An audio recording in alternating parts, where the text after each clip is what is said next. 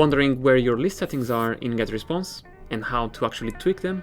Let's have a look. Alright folks, so we are within the dashboard, and from here we simply click on contacts and you will see all your lists over here. So if you are a new customer in GetResponse, you will only see your default list, and there's nothing wrong with that. So let's now see the settings of this list. So you will see all my lists over here, and for example, Guitar Masters, I can go here to the 3 vertical dots on the right and click settings. So now let's decompose them. You have a list name, and this name people will see when they click to unsubscribe unless you have a list title. So if you are fine with your list name, you won't really need a list title, but if you don't want to show your list name, so that for internal reasons, so you might use internal naming a bit different than what you want to show to people, you would have a different name on the list title. So this is what you would want to show to people. And then list description, they will also be able to see that, so you can just add your subscription over here. Also category, you can just add, it's not a must to add category, so don't dwell too much about that.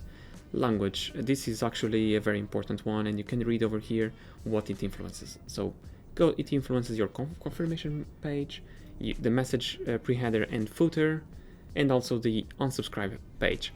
What this means is use the language here based on the people that you are contacting. So if you are sending emails in English, this should be in English, right? But if you are contacting people in Portuguese, in Spanish, the language here should follow, so that people actually, when they unsubscribe and also when they look at your footer, it will be in the correct language. So let's pay attention to language.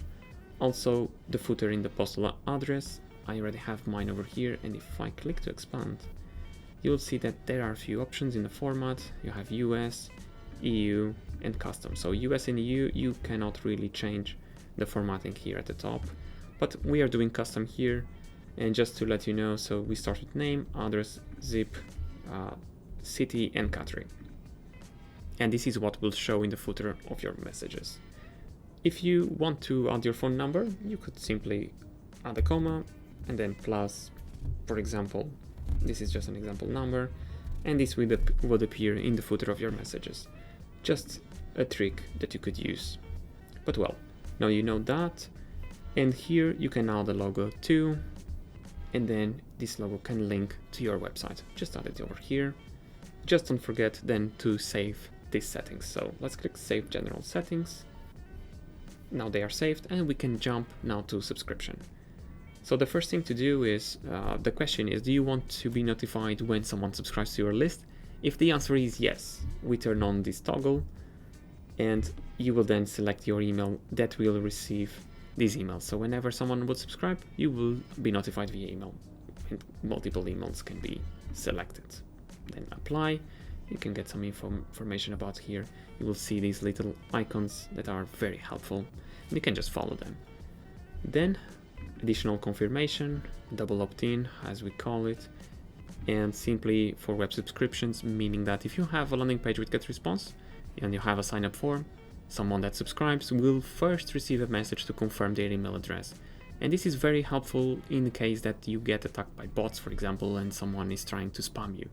So if you use that, well, bots will not confirm their email, so they will simply not join your list, but not everybody has this issue. So if you don't want to do double opt-in, just don't do it, but it's a good practice. So it's recommended. So you can do in web subscription and API. So if you have any other services connected with GetResponse, that will be adding the contacts. So this is when you would enable it. Block subscriptions too, you can disable plain HTML form and signups over here. Just an option that some people would need. Confirmation page. So when someone subscribes to you, what should they see, right? So we have the default, we can preview it over here. This is what, thank you for subscribing, and as you can see, the lists and the description of the list can be seen. But you can have a custom URL, so you can add your own where you want to send people after they successfully subscribe.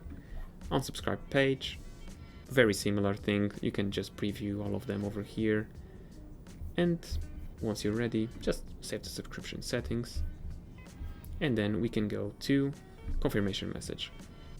And now, just picking up on this point of the confirmed opt-in or double opt-in, like I mentioned before, this will apply. So this would be the message that these people would receive to confirm their email. So something simple. As you can see, there are some predefined subject lines. So your confirmation is required. Sounds perfectly good to me. You can also send a suggestion if you would like, and then it will be approved by GetResponse. But not necessary, only if you really want to do that. Also the email address that this confirmation will come from, the reply to, so if someone actually decides to reply to this message, this is where it would go, and then you can pick a template.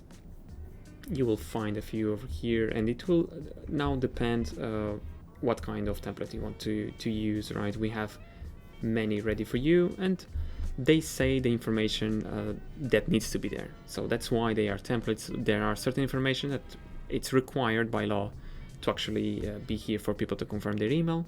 But worry not, you can always write something in the blank spaces over here and over here to actually sign with your name. And once you are done, you are pretty much ready to just save, and you have your list configured. So now what you can do is set up your welcome email. And to do that, watch this video.